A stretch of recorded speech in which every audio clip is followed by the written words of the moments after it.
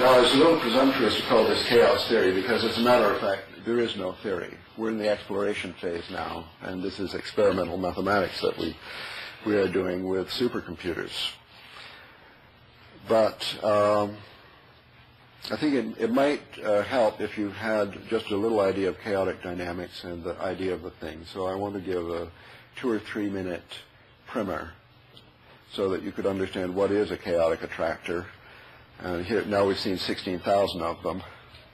What does one look like? And that will conclude my introduction, and then I'll pass them on to Rupert. So a good laboratory for the study of chaotic dynamics is the dripping faucet. And the dripping faucet was discovered as the ideal demonstrator for chaos theory because the lectures are usually given in a physics lecture hall, and they always seem to have a sink with a faucet in the front to do experiments or for the professor to wash the chalk off his hands. Anyway, you take the faucet, you can do this immediately you get home. You crack the tap a little bit, and the water drips out, drip, drip, drip, and it's regular. If you crack a little more, then the drips speed up, but they're regular. And then you crack it a little more, and then it begins to sound drip, drip, drip, like rain dripping off the roof. That's an example of a chaotic time series. If you measure the time between drops and make a list of these numbers, you have the paradigmatic case of a chaotic time series. Now, somebody decided to seriously study this dripping faucet after seeing it in half a dozen physics lectures. And this person, Rob Shaw, one of the leading people in chaos theory, did a very fine study by placing a microphone in the sink where the drop would hit it, getting an electronic beat, discretizing, getting it in the computer, and analyzing the results. And so all of this is taking place on that level 1, the lowest layer of the physical world.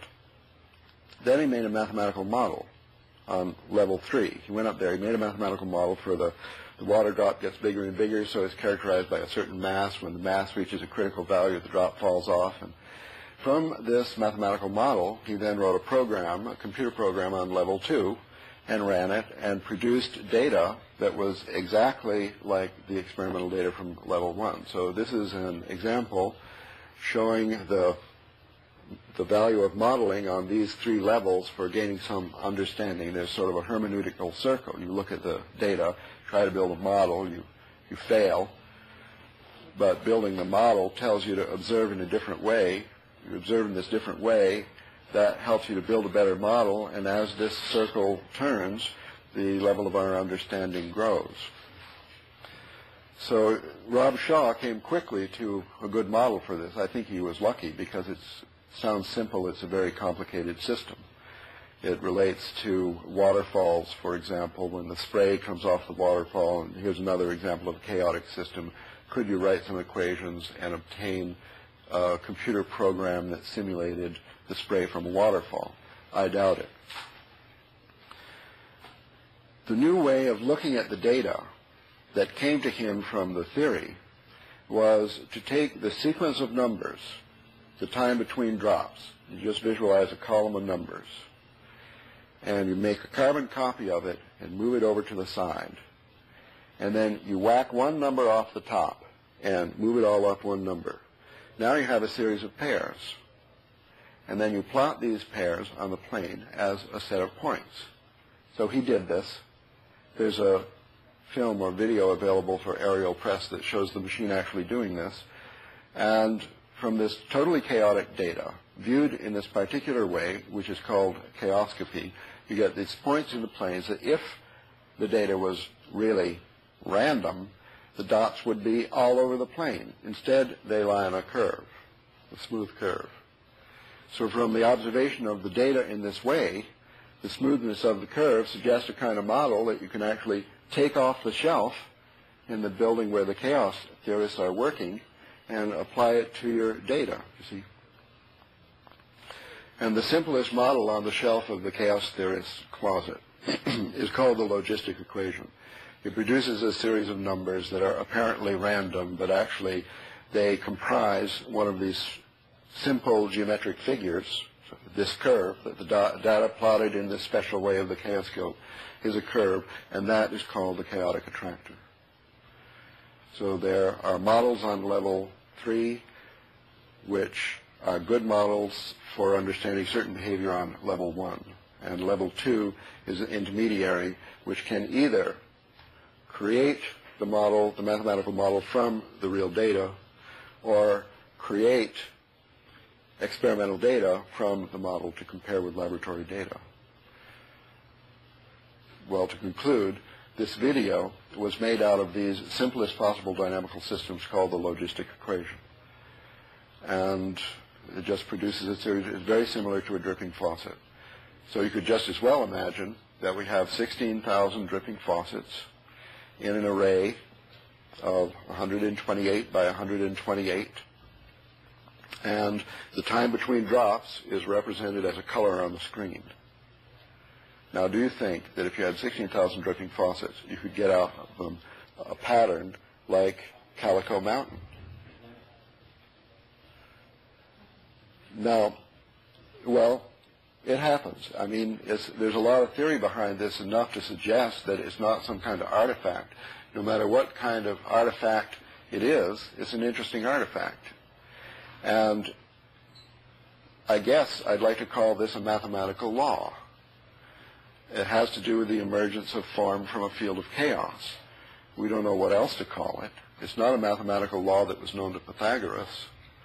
And I don't know if it was always there since the beginning of time, long before the Big Bang, or if it just emerged into the evolving field of the Gaian mind through the fact that computers make it visible. I mean, I don't know. But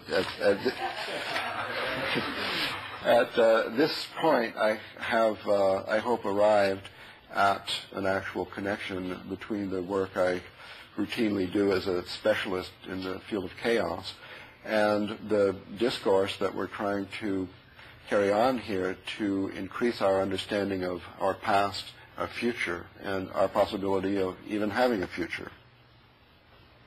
The problem I have with chaos theory is that I'm never quite sure what it's saying. There seem to me to be two things that are of interest here.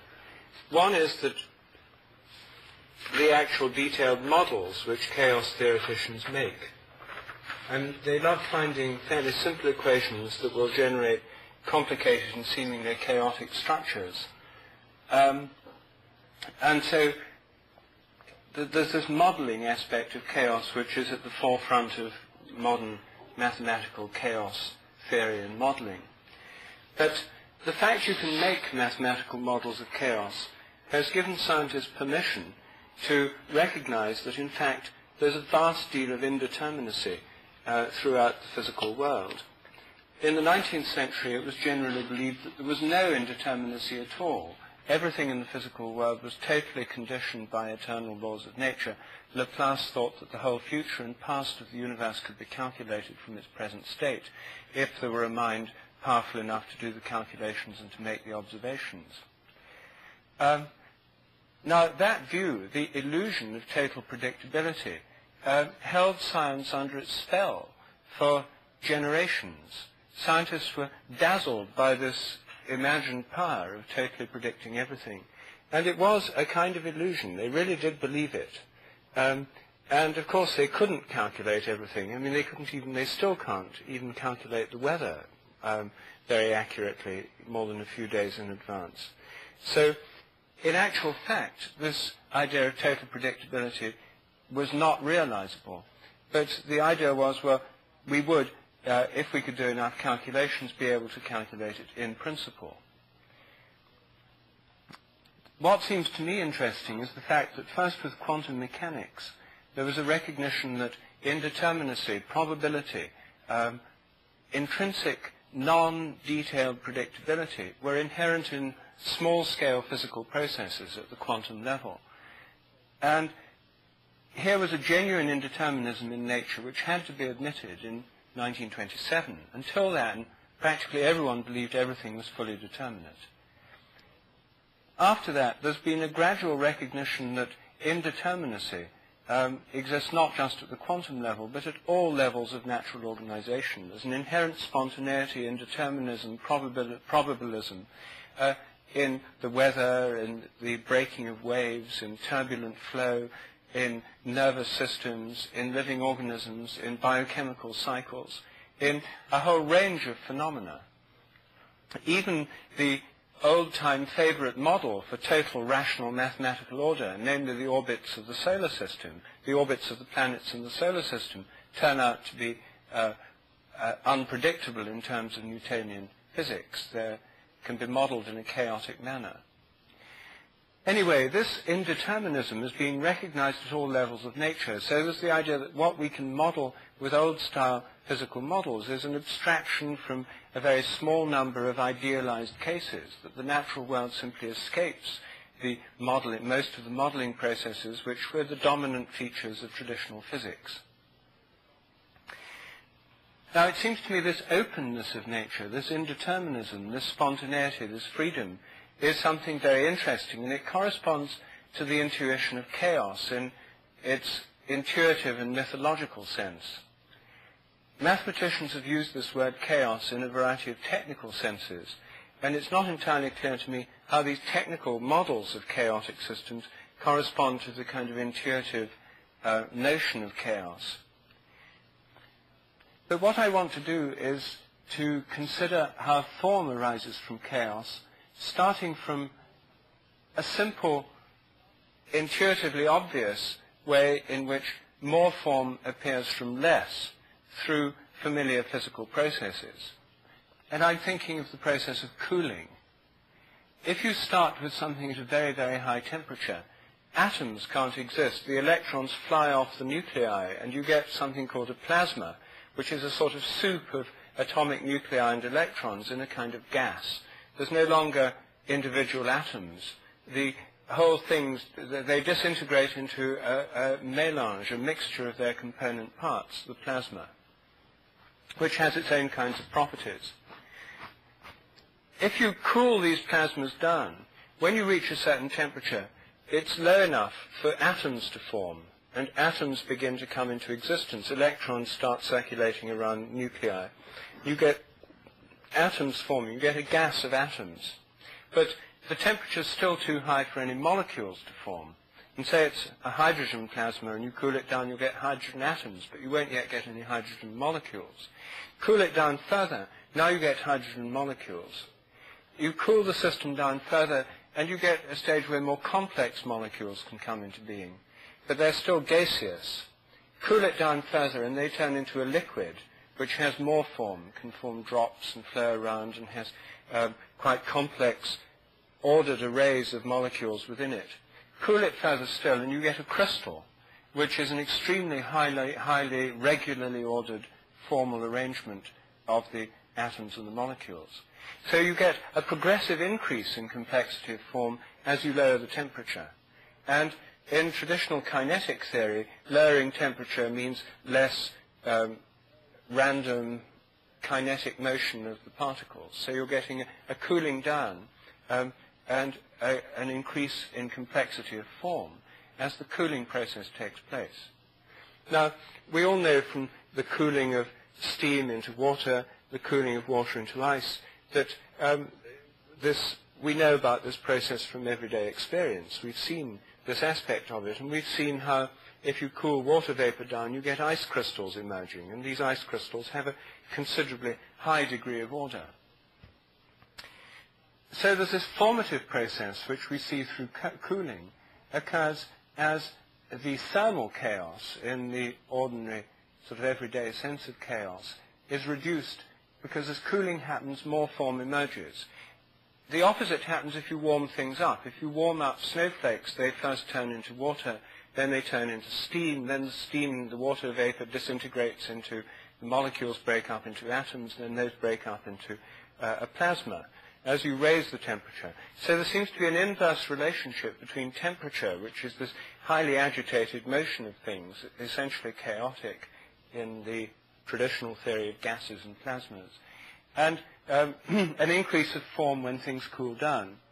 Now, in a sense, that's what has happened in the entire universe. We're led to believe that the universe started off exceedingly hot, billions of degrees centigrade, so hot that stable forms were not able to emerge. By expanding, it cooled down. The cooling process of the universe is associated with expansion. The cosmic expansion both creates more space in which new forms can appear, and by making bigger gaps between things, somehow cools the universe down, so the temperature drops. And as the temperature drops in the developing universe, according to standard models, more and more form comes into being. First you get atoms, then stars and galaxies condense, then you get solar systems, and through the cooling of matter you can get planets. The planets are the cooled remnants of exploding stars. The elements in us and in our planets are stardust, formed from supernovae. So there's a cooling down of these things that came from immensely hot sources. Then you can get rocks forming crystals. And in a sufficiently cool planet, and yet a sufficiently warm one, within a fairly narrow range of temperature, you can have the evolution of life as we have had on Earth.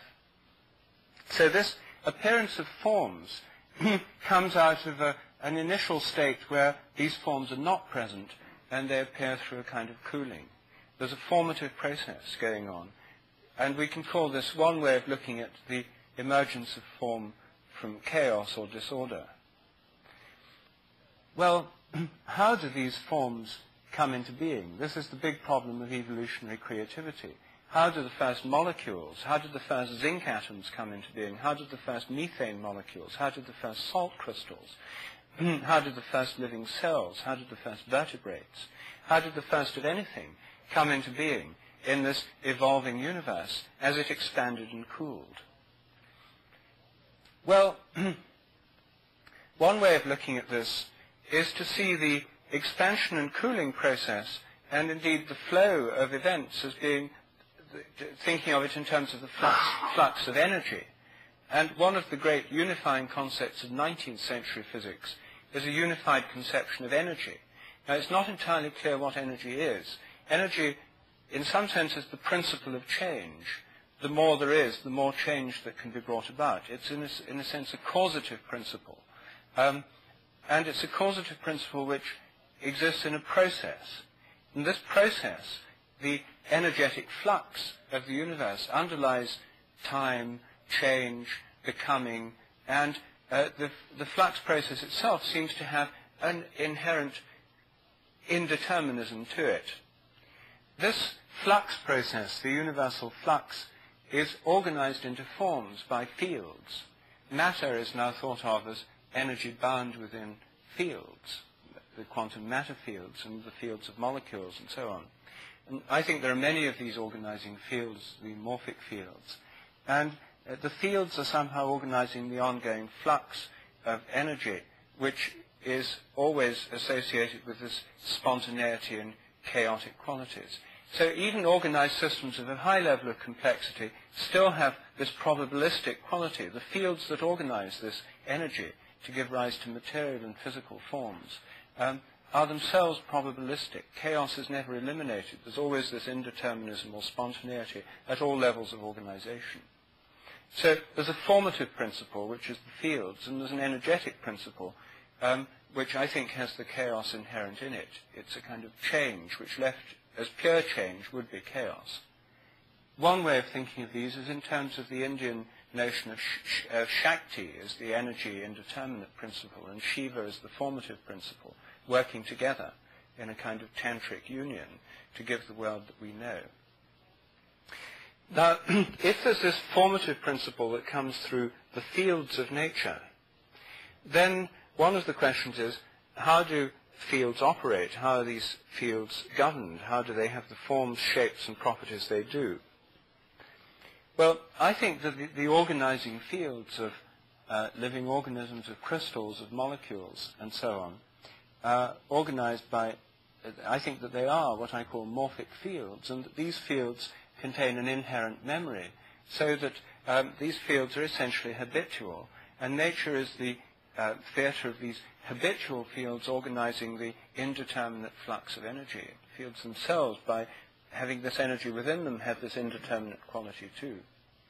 But this then brings us to the question of creativity. How do new fields, new forms, come into being in the first place? Where do they come from? Well, this morning, with Terence, I was discussing how they may arise out of the interaction between chaos and some kind of formative, unifying aspect of the cosmic mind, which Ralph has hijacked for the Pythagorean sect by calling the realm of mathematics. That there's an interaction here between these two levels, giving the world of becoming that he's shown by the wiggly line in the middle. Well, this is one way of looking at it. And this brings us back to the question of the nature of what he calls the mathematical realm, this sort of formative realm. Is there a kind of mathematical realm before the universe, somehow beyond space and time altogether, which conditions all forms of creativity, all patterns and possible systems of organization that can come into being with the world? Or are these all made up as the evolutionary process goes along? These are questions we've already touched on this morning. I myself think that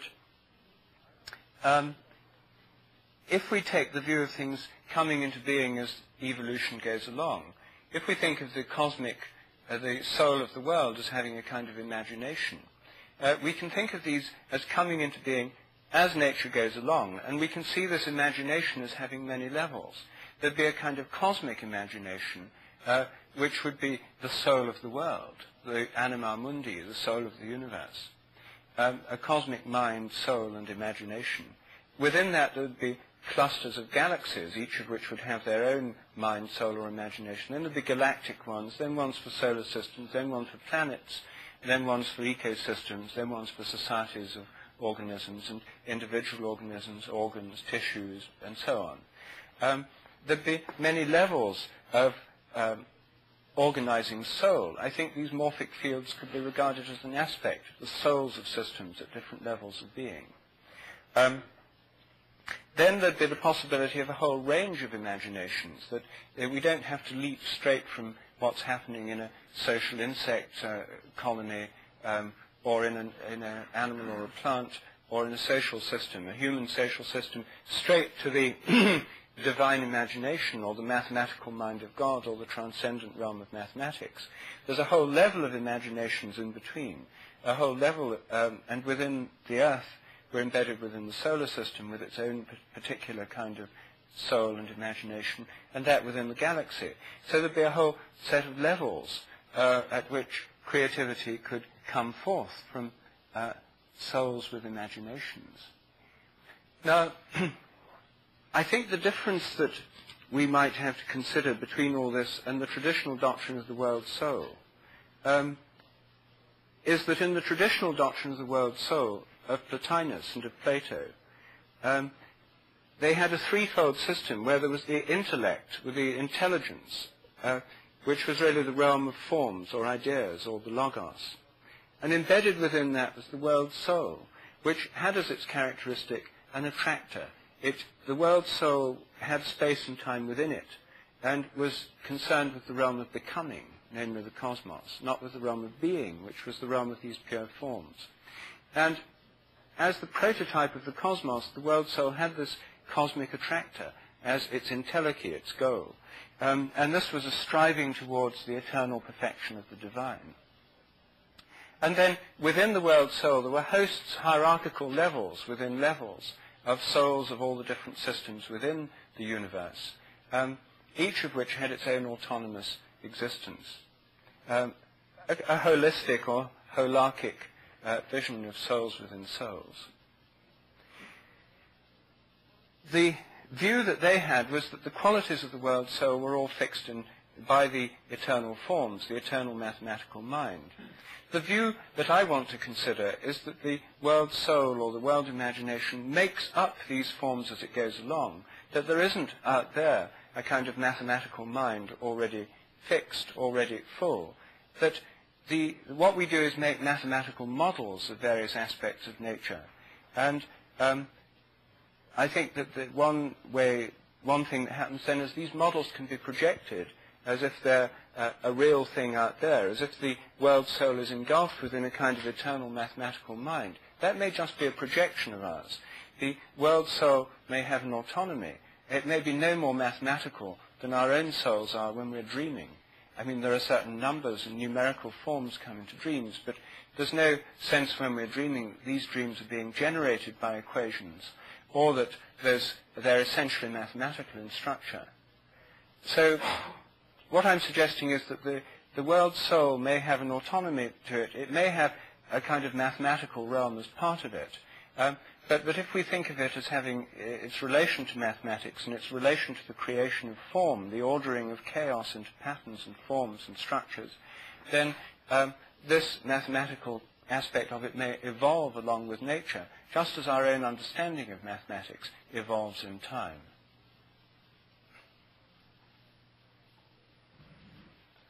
Well, I think that we are talking about complicated thing, complex, obtuse, and difficult ideas, and we're talking about them in a language which seems more or less appropriate. So as you speak, I get an idea, I get a picture. I mean, for me, it's frequently a picture. And I don't see that mathematics is substantially different from verbal description as a strategy for making models.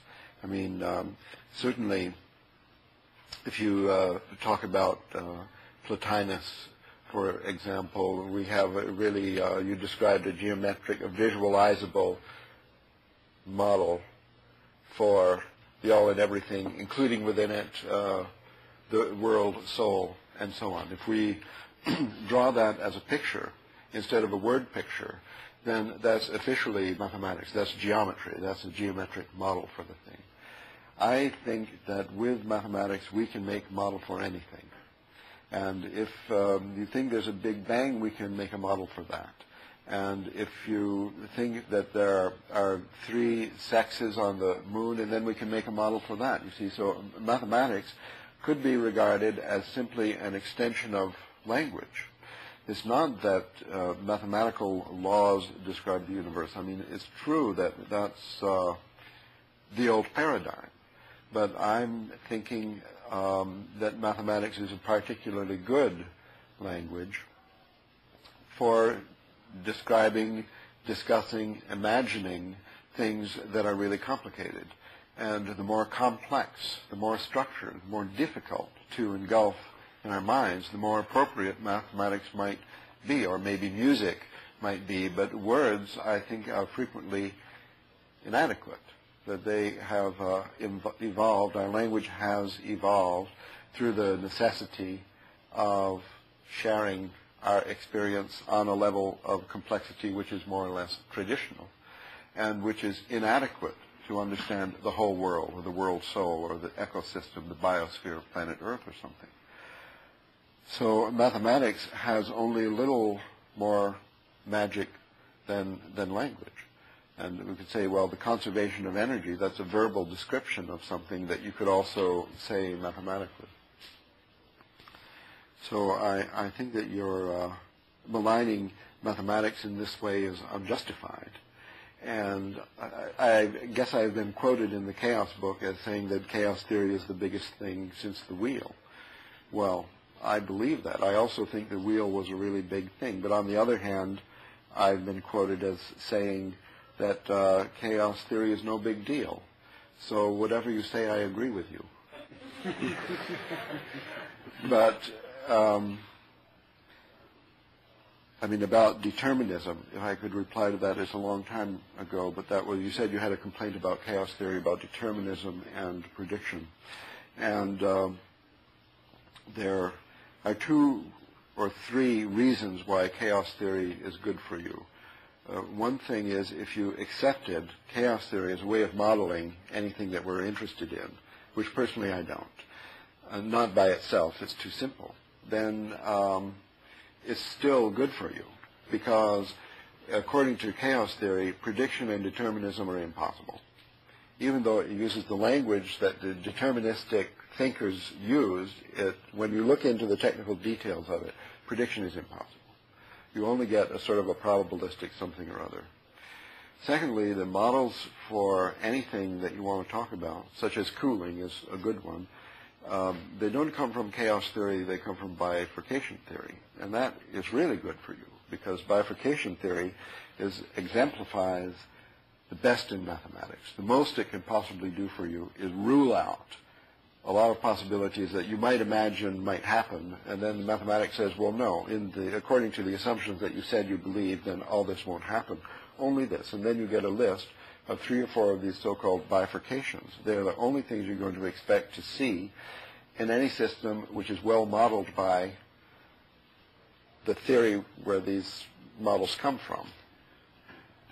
So when you have cooling, then you have, let us say, a control knob where you're turning down the heat under the pan, and the boiling is gradually subsiding to simmering, which is subsiding to a little bit of waving, which is subsiding to nothing.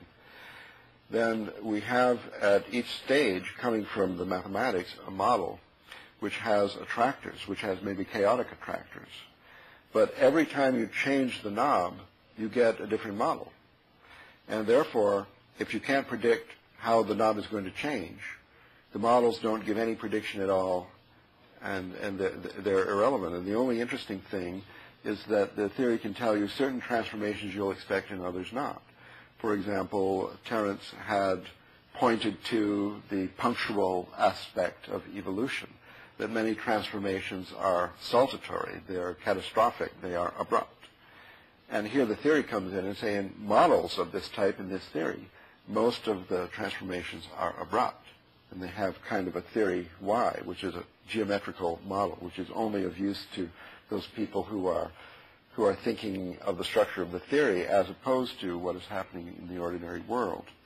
So this bifurcation theory is good for you, and it gets rid of all, if chaos theory wasn't enough, that says determinism is impossible using mathematical models, forget it. Then we don't even think those models are appropriate anyway. Instead, you have these models that are changed by a parameter, which experience bifurcations. We have a very good encyclopedia of bifurcations, and those are good models for sudden changes, as, for example, in the emergence of form, as, for example, in the Neolithic Revolution, as, for example, in the crystallization of the planets, of the stardust. So that's the good news. But the truth is that this theory can be used to model everything, so it never settles any question as to the origin of things or the true nature of the ordinary reality. And therefore it's worthless. What's good about it, like language, is it's good for communication, it's good for a certain feeling of understanding and gaining comfort in a new environment, because modeling is part of our basic process of grokking. And always the models are no good. They're no good as models, but they're good for the growth of understanding, the evolution of understanding. Well, I mean, you put the whole case impressively and modestly, in the sense that you're claiming that mathematicians are making models. Here's a new range of models. I mean, it's like before there were only mechanical instruments, and now we've got electronic instruments. A whole new category of models have come onto the market. And we can look forward to more models in the future, and there'll be the latest, the 1990 model will soon be out. And we've got this ongoing evolutionary system of mathematical models which enable us to model various aspects of reality. This seems to me eminently modest claim, but I suspect there's more in the background, because at least there is for some people, because the traditional assumption is that these models correspond to something. The reason why they work is because there's some aspect of nature to which they mysteriously relate. And that aspect of nature is, in essence, mathematical, which is why mathematical modeling is possible. Now, this seems to me the interesting question, why mathematical models work in certain areas.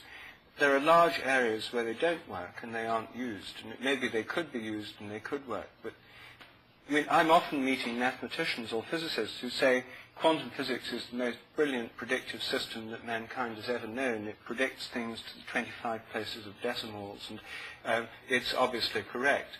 Well, as an agricultural scientist when I was working in India, we're predicting the outcomes of my crop experiments. There was nobody who could predict those. And those experiments were, I mean, vast distance beyond the capabilities of any quantum physical modeling process or anything based on the so-called fundamental principles of physics. You can produce sort of string and sealing wax models for crop production, and we had people doing that. And we had a computer, and there were these simple models. But it wasn't that they didn't seem to me to be pointing towards a convincing demonstration that the whole thing depended on a hidden mathematical order. There were phenomena going on. Some of them mathematicians have modeled fairly well. Others, there's huge areas of reality that are hardly modeled at all yet. But the question is it that mathematical models somehow fix on features of the fields of reality? Are the fields of reality more real than the models we use to model them with? Or is there a kind of mathematics yet more fundamental than the fields? Is the electromagnetic field, the magnetic field, for example, the north and south poles of the magnet, is that field polar, in the sense it has a north pole and a south pole? It clearly has a polarity. And is the electromagnetic field polar in electric charge as well? There's a positive and there's a negative charges. These polarities we find inherent, for example, in the electrical and magnetic fields. Are those because there's some kind of Pythagorean two system or duality in some archetypal realm beyond nature that's reflected in everything that happens in nature? Or is that just the way fields are, and that when we look at lots of fields we make an abstraction and we make conscious in a mathematical model something which is inherent in the nature of the organizing fields of reality, but which doesn't exist in some transcendent mathematical realm? Well, you could ask different mathematicians and get different answers. I'll give you mine. And other mathematicians would say it doesn't count because I'm not a mathematician. And this answer, in fact, is the proof of that. But I think that for me, mathematics is a beautiful landscape, an alternate reality. And there's infinite possibilities not yet loomed into view, not seen, but I suppose they exist. It's just a fantasy. And there may be other parts which don't exist, but they'll be created by the efforts of people such as myself who just go there all the time and hang out there and study there and give it energy, which is the nutrition and so on. So there is some older part and some younger part in the mathematical landscape, and this entire system is in co-evolution, I suppose, with the evolution in ordinary reality. In this mathematical landscape, there is only small parts which have been used and probably ever will be used for modeling anything in ordinary reality.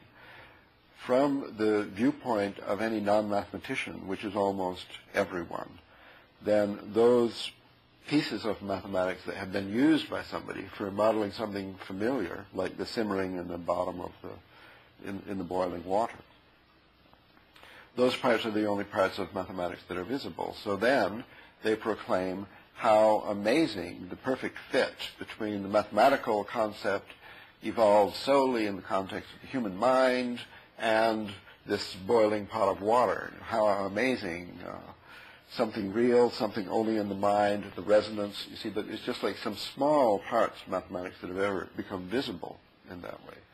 Furthermore, they became visible primarily in the context of mathematical physics. And mathematical physics, I guess, is unfortunately an evolutionary dead end. So you have to carefully watch out to take any inspiration from it, especially something like quantum electrodynamics. You have a really good one, mathematical physicists such as Stephen Hawking going on record in several of his books saying that theoretical physics is done. Everything we can figure out is figured out now.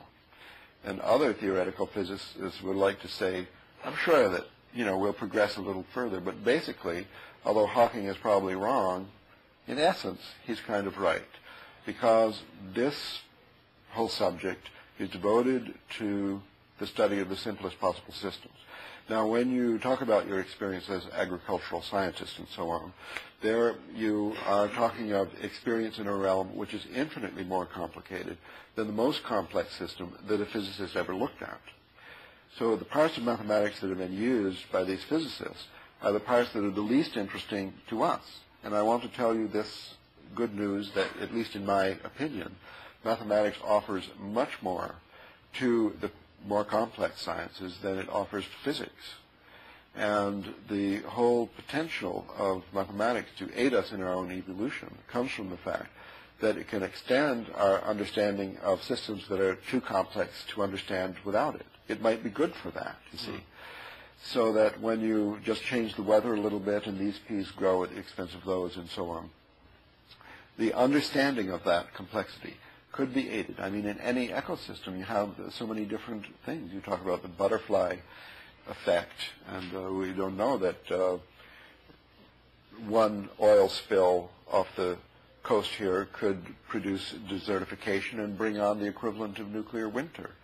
This is possible, but we don't understand it, and we never will, but our understanding can be advanced by mathematics, because mathematics is the supreme tool for the extension of our language for dealing with complex systems. That's its main appeal for application, for ordinary use, for garden variety life. We can have models of emotional relationships, of love affairs, of arms race between nations, of the nuclear club, of the United Nations, of the Society of People of Nations, of the Society of Species, and so on. We can model these things with models that are no good, but they're better than no models. And the construction of these models is part of our evolution, and is part of the evolution of the mathematical landscape as well. Yes. Well, that's all very moderate and reasonable. No extravagant Platonic claims. What interests me, I must admit that my interest in mathematical models has enormously increased since I came across attractors. And my ability to understand attractors, or at least even a little bit about them, was greatly increased by your visual dynamics books, which for the first time made these things visible. I should say, for those who haven't followed Ralph's work, that he's done more than any mathematician I know to make the essential features of this mathematics visible. He's produced a four volumes of books on dynamics, visual dynamics. There's not a single equation in the 4 volumes, and through diagrams he tries to give you the essence of what dynamic systems are and what the science, the mathematical branch of dynamics is, how it models them and how it understands them. It's very illuminating. And normally mathematics is hidden behind an opaque cloud of symbols which most of us can't penetrate beyond. It's as if all we knew of music was looking at scores of symphonies but never actually hearing the symphony. These symbols refer to things which for real mathematicians are intuitions, visual intuitions. And so Ralph helps make that clear.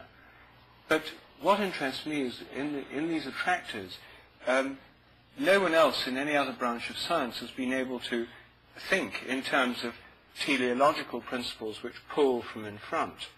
And mathematicians have sort of snuck in round the back, and because it's an abstruse branch of an abstruse subject, which the anti-teleological inquisitions of modern science don't really understand very much, it's somehow grown up in the back without anyone noticing.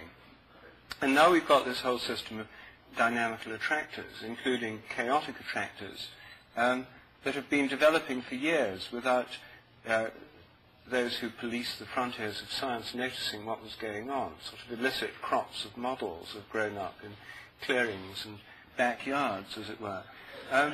And it seems to me that they've really quite changed our way of thinking about nature, because they have made it conceivable to think of what Aristotle called the entelechy, or what this pulling process. Now, what I'd like to know is how you think attractors work.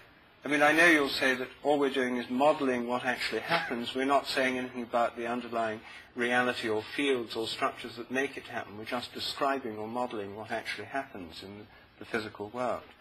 The interesting thing is the models of attractors imply that a future state draws the system towards it. And I suppose you can say, well, the model isn't in the future, or the state isn't really in the future, it's only a description of what you've observed in the past. The fact is, however, we're trying to get out of what they do seem to be dealing with a new conception of pulling rather than pushing, something that's more Aristotelian than mechanistic. Finally, because the pulling comes from the biological reason, we get an intensity in possessing small, real, and attractive for the intelligence and the emotional process. Well, I think that is this time to do this interpretation and thinking, and I can't say it was wrong, I didn't say that it's different. I'm sure it's different from the way that any mathematician has thought about attractors in their numerical systems before. I don't think I have these in order to interpretation. I mean, here we have the track, and here we have the train, here we have the track. We know that the train is moving up going on the track and is going to get to the next station in 7 minutes. This is the station going the train. So the diagonal system, like the diagonal system, is which is the track. But when the train is in a certain place, it's on the track, and where it's going to go next is going down the track. The railways and train going down the track. Some trains are going to jump the track. But basically, the road is the track where the train now ends. And as a matter of fact, it leads you to where the train is going to be next. And then the rules play again, and we have a game that we're playing here, according to the consent to play. And that is the rules of the game are that when you're at this spot, you're on this spot, you're on this spot, you're on this spot. And these rules of the game, the running rules, comprise the agreement, that's the dynamical system. Now, there's some of them back somewhere. Maybe there is indeed what we imagine, but when we try to play the axiomatic system, this is eventually led to the destination, the station, which may not be formed, it might be a singular track, or it might be the tangling cable track, which is a Carroll attractor. That doesn't mean that the attractor is part of the train. So, to think of the attractor as part of the train, I think is suggested by the word attractor, which never really thought this word in the early 1960s. Didn't really think that it would be interpreted in this way, but now I can see the theory's interpretation of anything would be including this word. And so, that the second problem is confronted by the Sheldrake notion of the brain, which pictures the word attraction, the gravitational attraction. This Voltaire said in 1730 when he visited London. This was years after, 40 years after Newton, 50 years after Newton developed these ideas that were still not accepted in France. And Voltaire said the principal reason for phonetic evolution scorns Newton's ideas was that he used the word attraction. Voltaire said if he used a different word, his ideas would have been more readily accepted. Because the word attraction, which for the French families it still holds for us today, has connotations of sexual attraction and is steeped in sort of animalistic and subjective associations, seems to imply a big silent guide of the effort of attracting the sin in a way that was entirely to do with the word of the attractive woman that had been attracting a man, seems to them absurdly animalistic.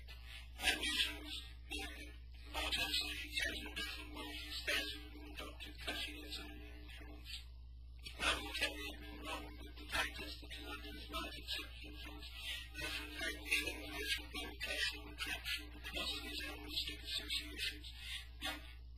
Was a difficulty for people, but the fact is that Newton, by substituting gravitational attraction, managed to build a mechanistic cosmology that replaced an animalistic cosmology by introducing animalistic principles, by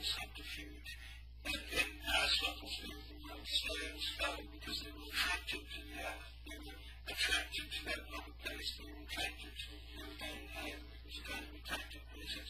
We tell you because it's a dynamics completely right that the age-breaking attractions, slaves were because of attraction.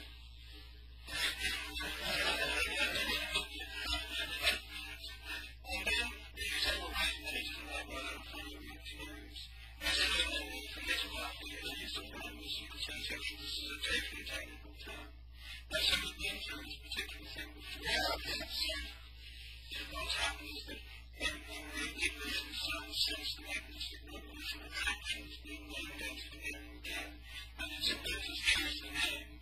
And this is not but this is not a saying, there is an assumption here that corresponds to it, seems to correspond to the magnetic. They don't know that science isn't going to be like that, and sort of pretend that actually it's just a coincidence and don't call it something else.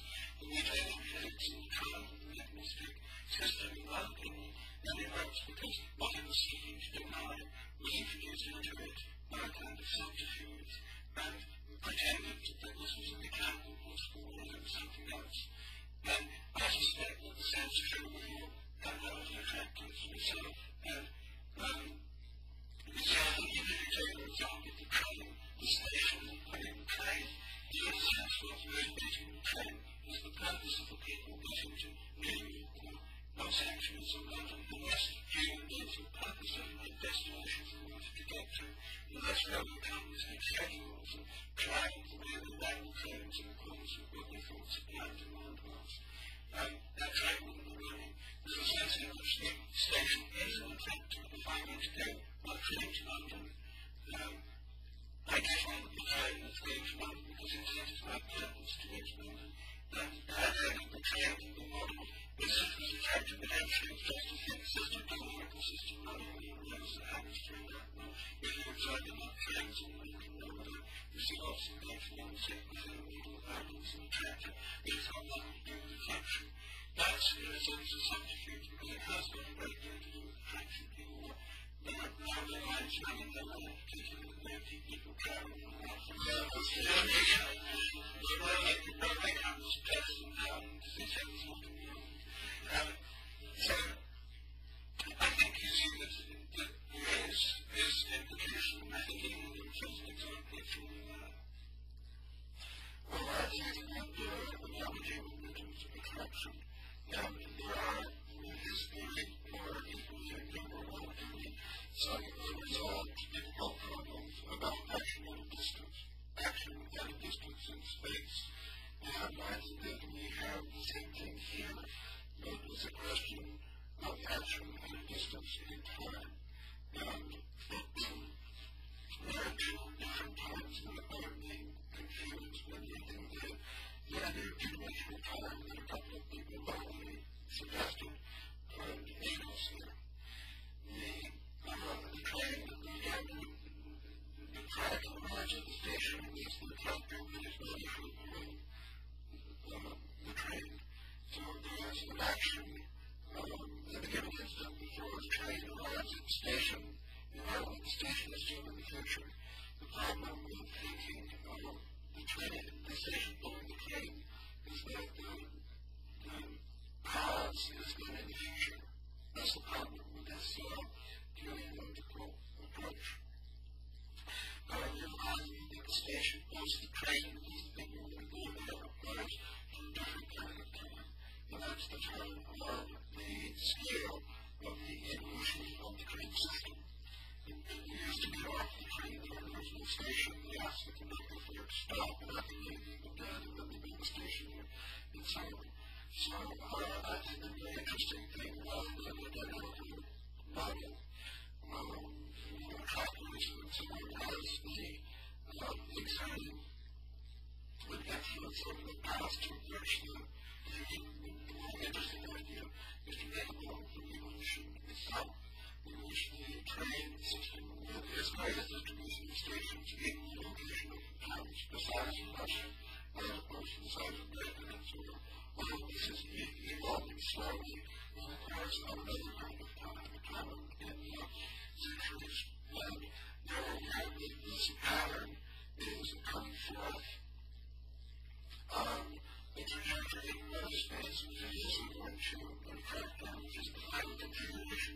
frequency, the location of cities, the network of gate tracks, and so on. And the English word is also going toward an attractor, rather than being pointed by the attractor. So I think it's not because the people are already feeling what they're getting off the train, everything wrong, and that's the real cause, as it were, the determinant of evolution is the free will of the moment. It's the collective action of the citizens of the present. Now, just one more thing I said before we lost Thomas, because there's a sense in which we face this problem in modern psychology, the sense in which our own imaginations. See, imaginations in the modern psychological sense are not pushing from behind, but pulling from ahead. And of course, seeking to establish the cause of what happened. The imaginations are important in sense that we often ignore the sense of when you say what is their nature, the nature isn't what if nature is not what it is, in order to inherit life, it will inherit through that will. The sense in which a future state or an imagined future state is not doing. And there's a sense in which our own motivation, we have desires and goals, we have purposes and aims, even if those were counter-estimates, we can't understand the intention of living here, and the intention to see what goal here. And the sense in which the goal being counter-estimates, we can prove our behavior towards it, and that goal is in the future. So this is that we face the same problem, even our own psychological motivations, which we have lost about when we were about our own motivations and about the functioning of the course of nature. And I would have thought exactly the same problems arose. And the concept of morphic effect and morphic resonance theory and Aristotle's notion of the soul, the concept of the ontology, is trying to deal with this fact that somehow in the present, the system, the person, the developing animal, the developing plant, in the present, is subject to the influence of a potential future state that hasn't yet come into being. That future state is what directs and guides and attracts the development of the present system. Now, is that future state existing in the present in some other dimension or direction or time? Or is it actually out there in the future, playing from tomorrow, the day after tomorrow, through time, where these maybe just different ways of trying to imagine things as well? We've arrived at the imagination. Exactly as it turns.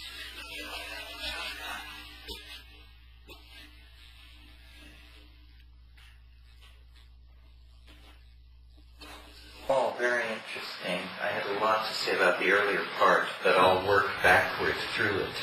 I think Whitehead had a phrase called appetition for completion, which is, I take to be what this attractor notion is seeking to concretize.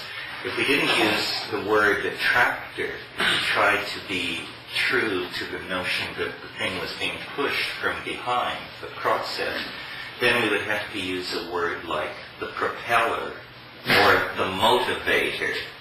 And in these cases, I think intuitively, or perhaps it's just the habit of my own thinking, these seem to be inelegant terms. They seem to immediately raise questions of operational detail that attractor doesn't. We know how things are attracted to something. They simply move toward them.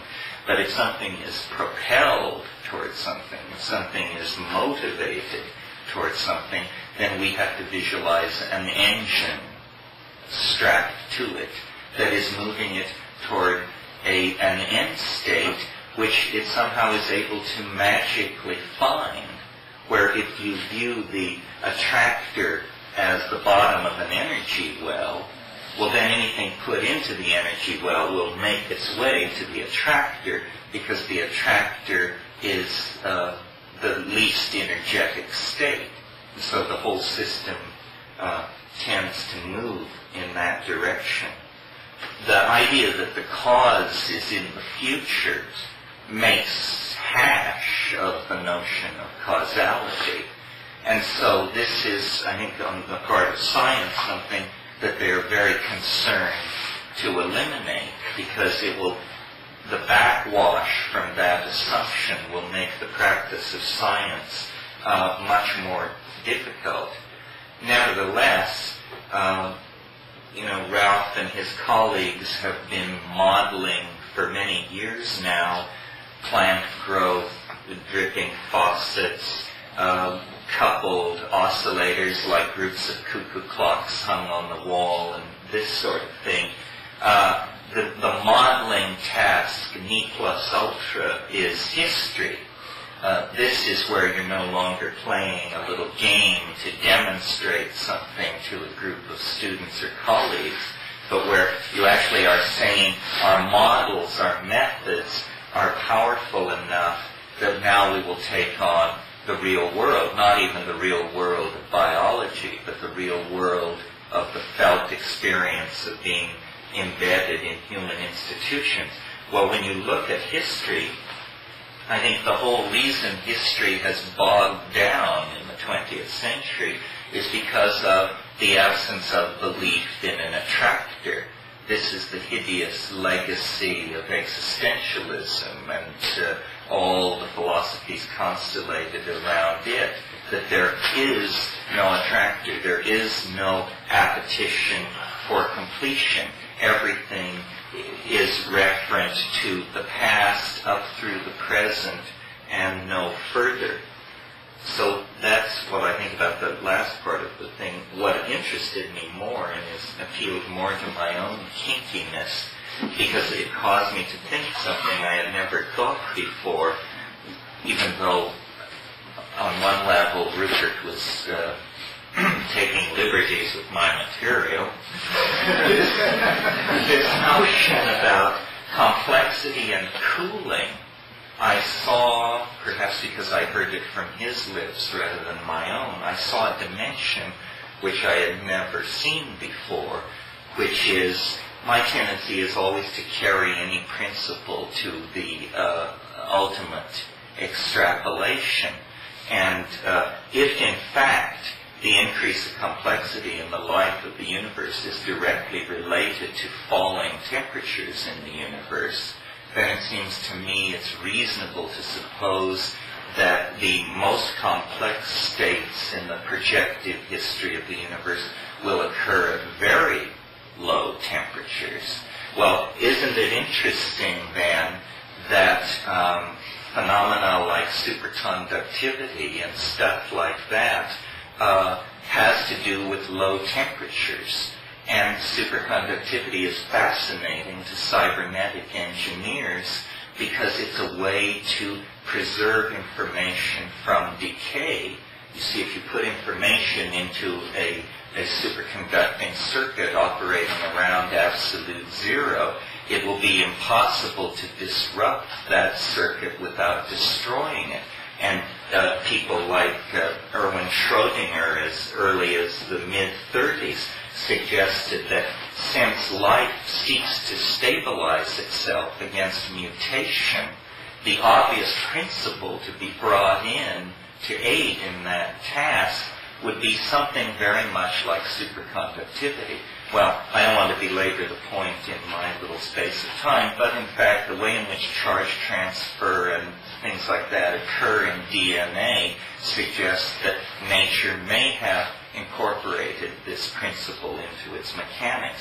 What this says to us in the present that is particularly poignant, I think, is that our cultural phase transition that we are going through vis-a-vis machines may signify that we are not, as I have always thought, very close to the maximized state of novelty, but that we're somewhere out in the middle of that wave that goes from the beginning to the end, and that what the cultural transition that we are doing is about is we are downloading all novelty so far achieved into a much colder and stabler regime, the cold and stable regime of silicon crystals and arsenic doped chips and this sort of thing. And this is, a fairly appalling idea, because I think we all have a horror of being replaced by machines. But on the other hand, prokaryotes were replaced by eukaryotes, and there have been several of these replacement scenarios in the history of life.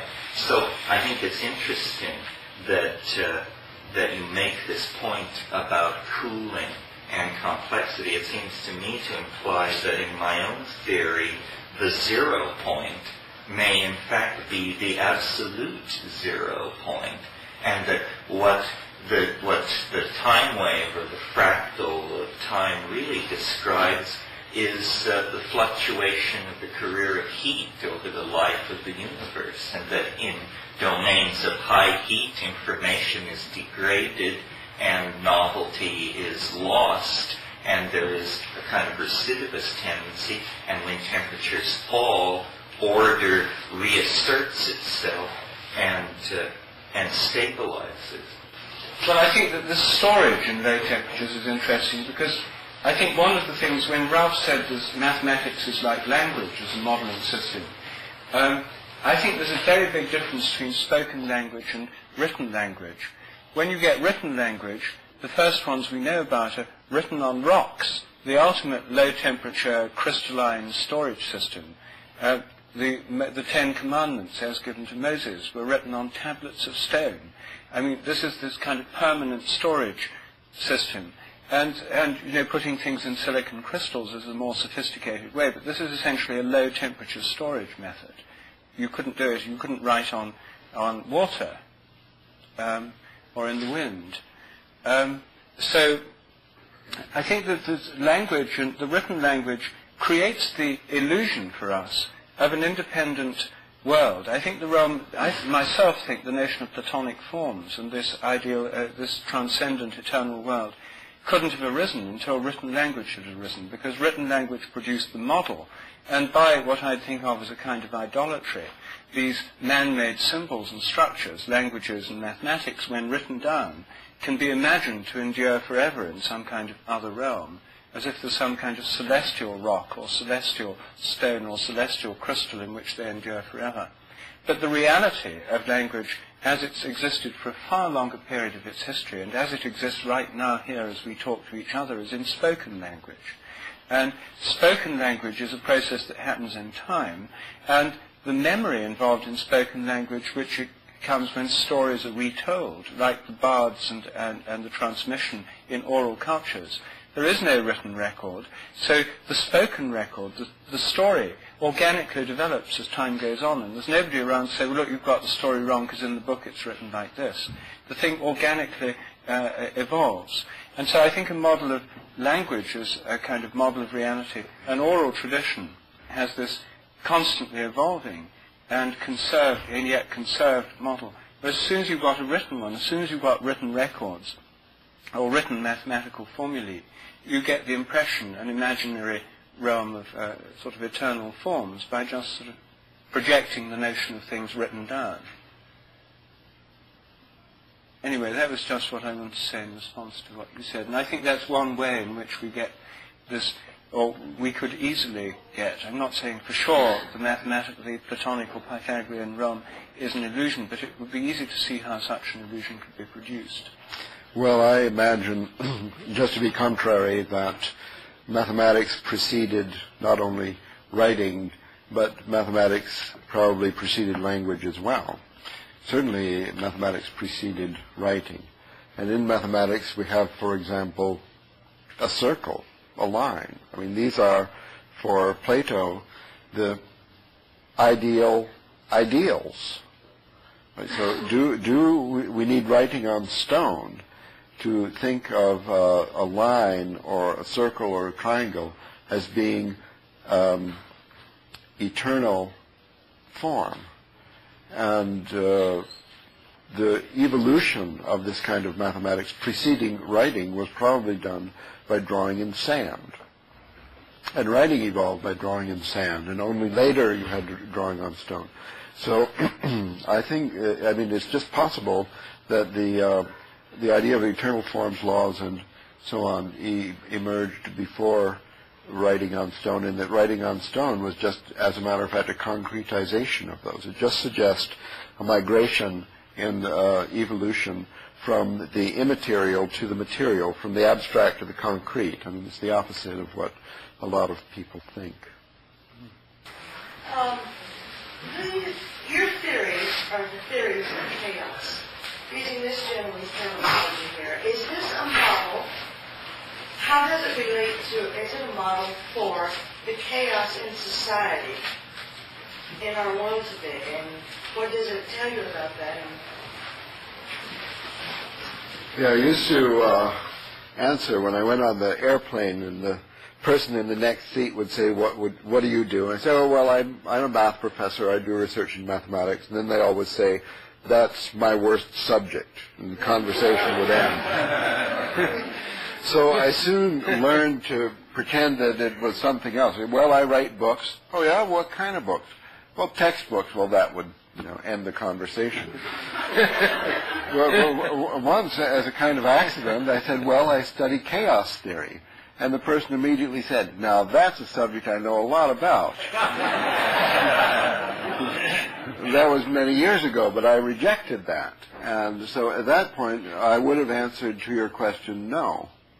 I didn't think there was very much relationship between mathematical models with chaotic behavior on the one hand, and the chaos in life. What people are talking about when they say that's something I know a lot about, they're talking about a problem in their relationship or in the middle of the argument with their mate or something. So, but my attitude has changed over the years, and more I've been trying to make models in the social sciences in general, and now I have, for example, a project in psychoanalysis to model, working with a group of psychoanalysts to model the therapeutic situation. And their idea was, I mean, in the experience of their practice of psychoanalysis, they had the feeling that the patient would present, that's a technical jargon I gather of that field, would present chaotically. That the presentation would become more chaotic, and that was to them a clue that the trigger was approaching for an episode or something. So they came to me saying, could you model this? Could we have data where we could sort of meter the extent of chaos, like my parameter Gn in the ocean?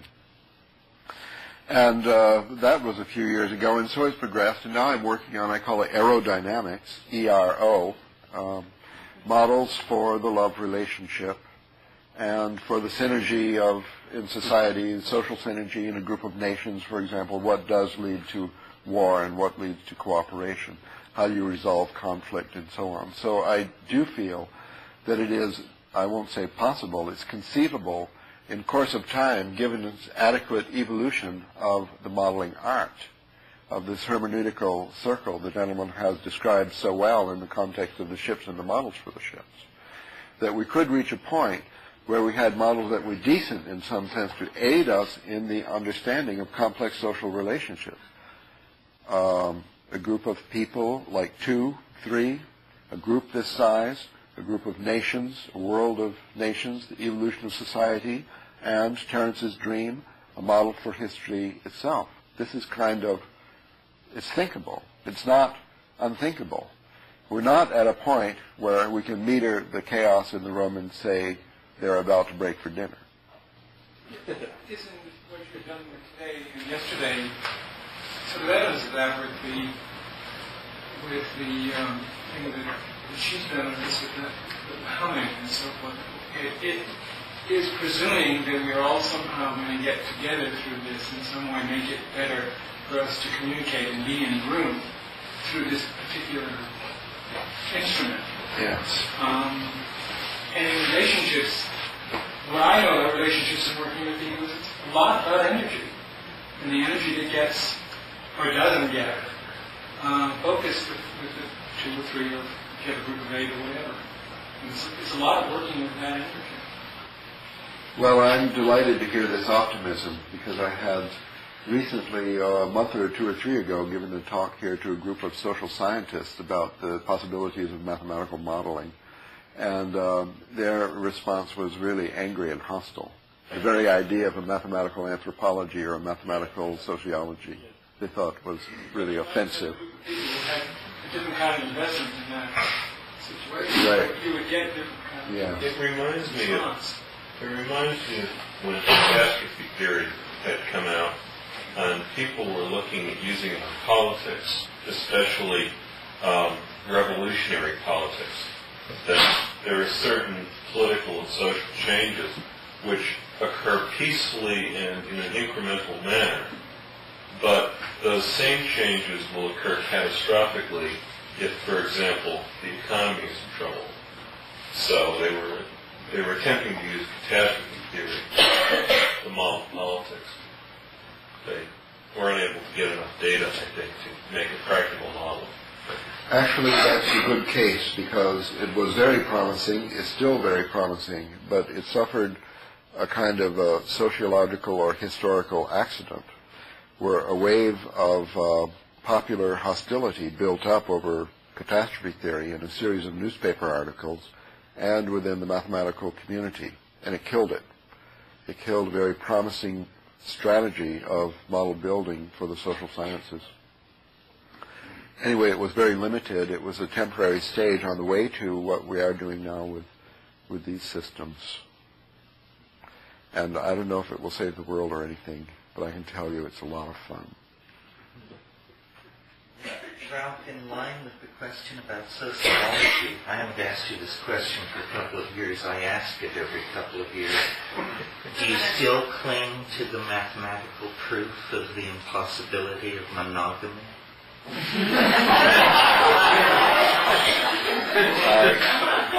I don't remember your asking that 2 years ago, Terence, nor ever before. Do you remember making the statement? Not only I don't remember, but I say I proclaim to you all it's impossible I ever made such a statement because, as I've just explained to Rupert, I don't believe in the resonance between the models and the actuality of ordinary life. I think that it evolves our understanding to play with models. Well, they do have a certain practical value, but I don't consider that the interesting part. So if I had a mathematical proof of the impossibility of monogamy in a certain model universe of model relationship in level 3, I might have spoken about that, and you made what Gregory Basin called a category error and thought I was talking about human relationship. But you know, I'd never actually speak about human relationship. I wish you told me this years ago.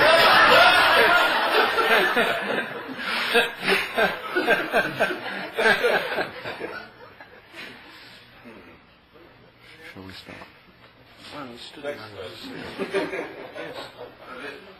This whole notion of the role of modeling, I find very central to the discussion, especially where it's tied in with the feedback between the abstracting and the concretizing, and blends them together so your model sail your model out, and it keeps changing itself. And tied to this notion of the attractor, if you model an attractor, does your model have attractive properties? Does it begin to become a concrete or an attractive entity? We'll have to ask Terence about this, since he's been using this word extensively today, appetition, and I don't know exactly what it means.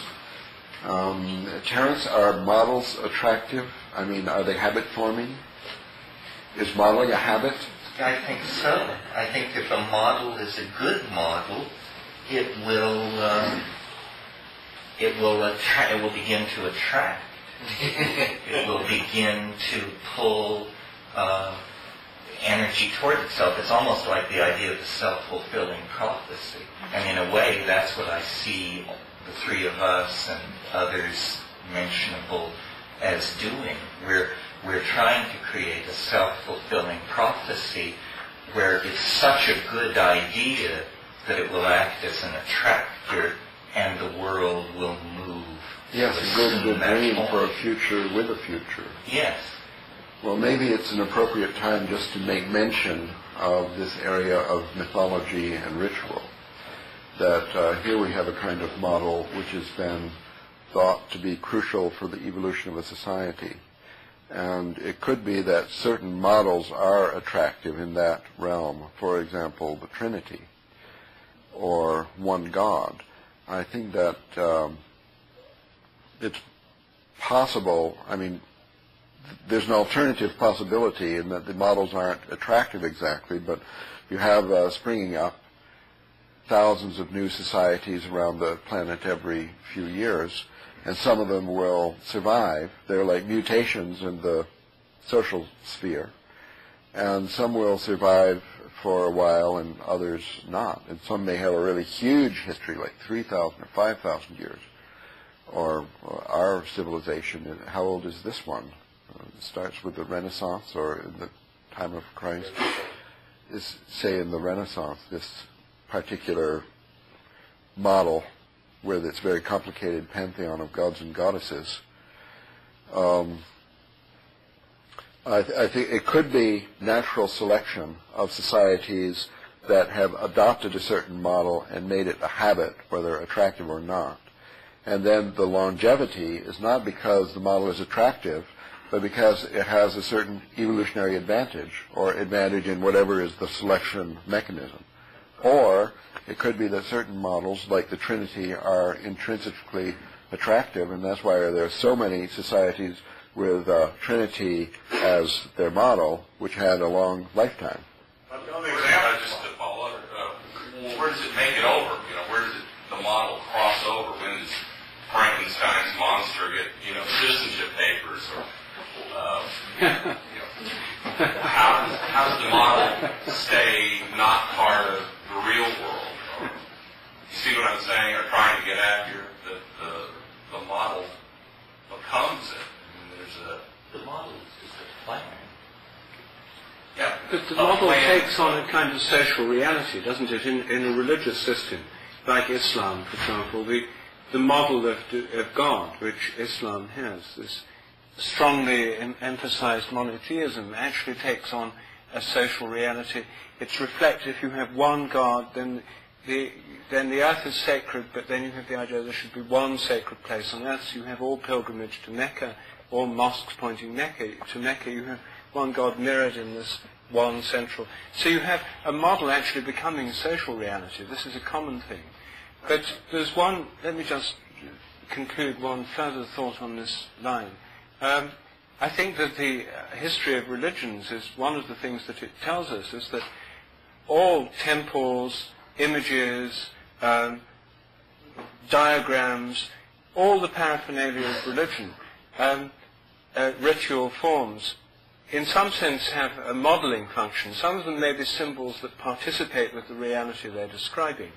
And one of the constant dynamics in the history of at least Western religions is the way in which the models are taken to be the reality by people. It's a recurrent danger of models, and in the Judeo-Christian tradition it's called idolatry. It's that the model of reality, the image of the God, is taken to be the God itself. And I myself think that one of the problems of the mechanistic worldview is that the mathematical models of classical physics were taken by many people to be the actual reality governing the world. So the idea was there was this mathematical mind governing the world. And this became the God of the materialist or the atheist. This kind of, the mathematical models, the images of reality became the ultimate reality for them. Here's a possible interesting example of a religio-poetic myth becoming a powerful attractor. Between the 11th and the 13th century in Western Europe, there was a very important paradigm shift that took place. Namely, the recognition of the importance of the feminine principle. And this affected life in every way. One of the ways to do this is to see the shift in the style of architecture, say, between the Romanesque construction that was used in the older portions of the Abbey of Mont Saint-Michel and, say, the Cathedral de Chartres. The Mont Saint-Michel was built for the glorification of St. Michael, who was the most powerful of all the angels, the one who threw Satan out of heaven. A very masculine thing. It's a masculine building, very little decoration, thick walls, very little small windows, solidly built. A masculine style of architecture. If you go to Chartres, you see the apotheosis of the feminine style of architecture. This act, I think, is in the sense of what you're calling an attractor, because between the 11th and the 13th century, beginning around the beginning of the 12th century, hundreds of these Gothic cathedrals were built in Europe, all for the adoration of the Blessed Virgin. Hundreds of them at an enormous expense, an enormous effort. Remember, this was a poor time, and Europe put an enormous amount of their effort into doing this, and I can only see this as the attractive power of the myth created around. Is it? Well, it must be something like that. It must be something to do with the feminine aspect of creativity. You see, one of the things that Ralph and I were thinking about earlier today, we were having a conversation after lunch, that we find both masculine and feminine creative principles in mythology, and both masculine and feminine creative principles come in trinities quite frequently, the triple goddess, but then in the Christian world, the male trinity. And Ralph was saying, well, maybe there would be, since there seems to be this possibility of looking at it either way, there must have been somewhere in which the two threes formed a six, and the two creative trinities interlaced, and then it occurred to us that the Star of David is just such a diagram, two interpenetrating triangles. Well, any six-fold structure. Anyway, this takes us into another realm of archetypes. It's 6 o'clock, and maybe it's time now to stop, because after supper we come to Terence and Ralph on creation, chaos and imagination. At 8 o'clock. 8 o'clock.